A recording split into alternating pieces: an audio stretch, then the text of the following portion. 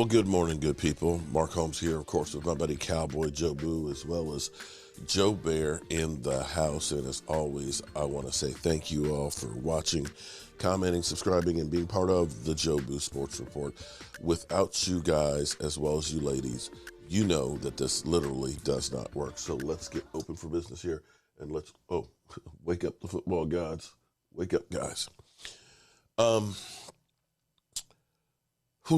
I tossed and turned a lot last night.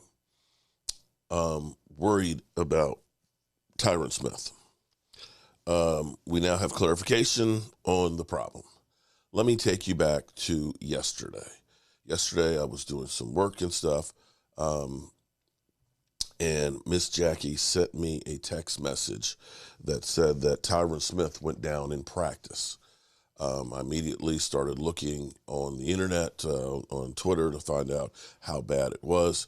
Tyron Smith went down, stayed down for a few moments, got up, walked off the field with the trainers, walked into the tunnel, went to the locker room.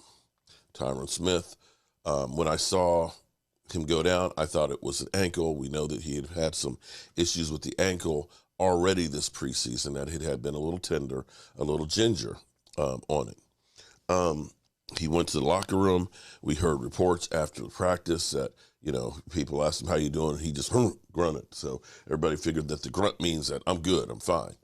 It was reported that he was not limping when he left the facilities, that he didn't have any, ankle braces or knee braces and so on.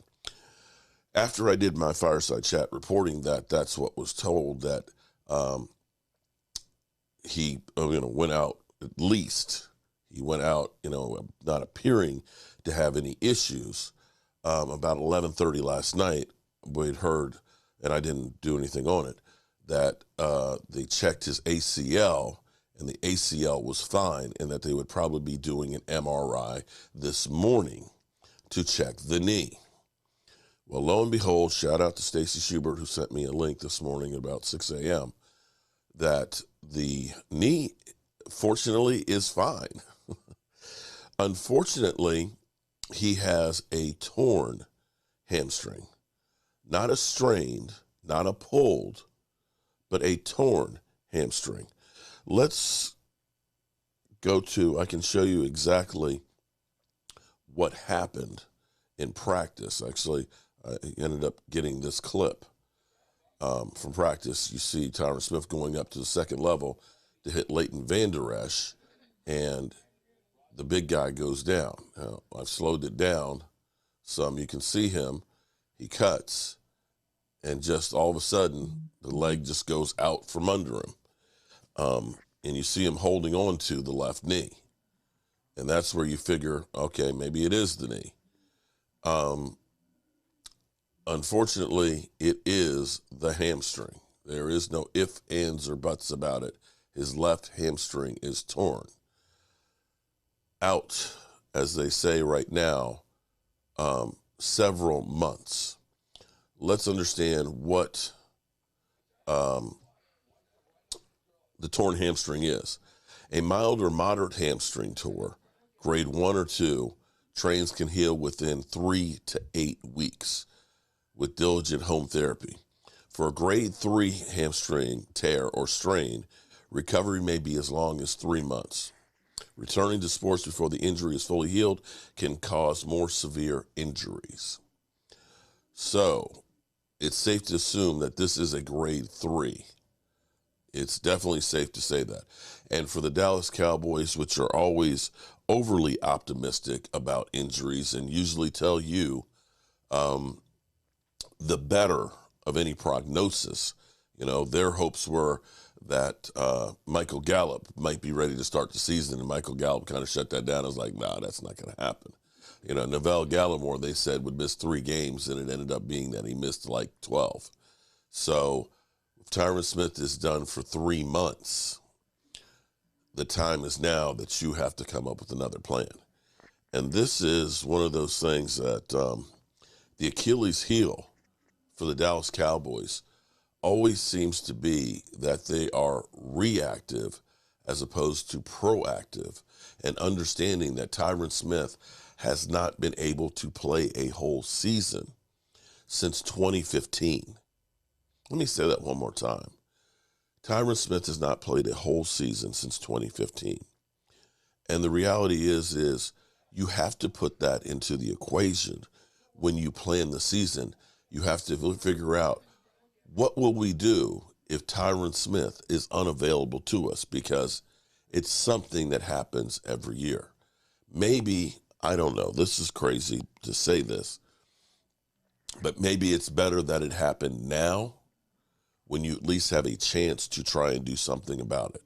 The thought of having Eric Ball right now as the starting tackle is not a world that I want to live in. Matt Lewinsky, who people have been very, very high on, Division 1AA, with the strained shoulder, I don't think that that's an option. You could say that the Tyler Smith era at tackle could begin right now, but you have basically trained him up to be your left guard, and I'm not sure that the problem of saying, Tyler Smith, we're going to move you to tackle. In my mind, here's the problem with that. I'm not sure that Connor McGovern is going to be the answer at guard. I'm not sure that Connor McGovern is going to be better than Connor Williams. And so now you've got a problem at left tackle. Moving Tyler Smith may create now a problem also at left guard. This was the problem that happened last year. We had Terrence Steele playing very well at right tackle.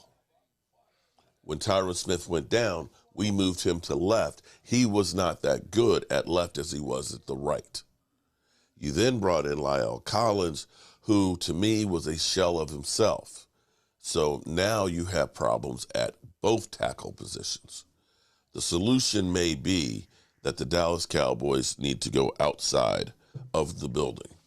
The options out there, the typical type of signing would be Stephen Jones would re-sign Ty Nsekhe. Ty Nsekhe, who's about 36 or 37 years old, journeyman offensive tackle, who played for one game for Tyron Smith last year and played so bad that they didn't play him anymore. That would be the cost-effective move, but not probably the right move. There are the Jason Peters out there, who is a free agent. Jason Peters, who's been playing football since 2004. Wily veteran who has had some incredible seasons. Last played last year for the Chicago Bears, playing for 15 games. Not as effective as he used to be, but I dare say would be better than a Josh Ball. Definitely a free agent. Don't know what kind of shape he's in at this moment. But again, another big defensive tackle. There's Nate Solder out there, who, of course, famously got a Super Bowl ring with the Patriots and Tom Brady. Has been in the league since 2011. Last couple of years have been with the New York Giants, which has been disappointing. I don't know if you can put that on Nate Solder being the disappointment or being on the team. That is just a disappointment. Probably the best bet out there and the most expensive option out there would end up being probably Eric Fisher, a guy who's been in the league since 2013, being a Super Bowl winning tackle with Kansas City for most of his career, playing last year for the Indianapolis Colts, blocking for Carson Wentz. Last couple of years, 15 games each year. So a guy who does not get injured, only had one season where he was injured and missing more than one game, which was 2019. Eric Fisher is probably the best bet and the guy that the Cowboys need to be on the phone with right now. This is, as I said, the Cowboys' Achilles heel has always been not having a backup plan. We have seen too many seasons derailed, not because we don't have enough good players, starters. The Cowboys probably have more Pro Bowl players than anybody over the last 10, 12 years. The problem has not been the Cowboys getting good players to start the season. The problem has been is when you get through that first level of players and you lose them, the second tier, because they've paid the great players so much money, they don't have the good backups that can step in so you don't lose a beat. This is one thing that the New England Patriots realized, that it wasn't about having 7 or 8 great players. It was really about having about 30 really good ones. So when I lose one, I'm not losing as much productivity. This is definitely a sad day and not the way we want to start the season, but maybe at least this gives the Dallas Cowboys some time to either coach up one of the players to take the spot or enough time to bring someone in and get them up to speed to what we need to do.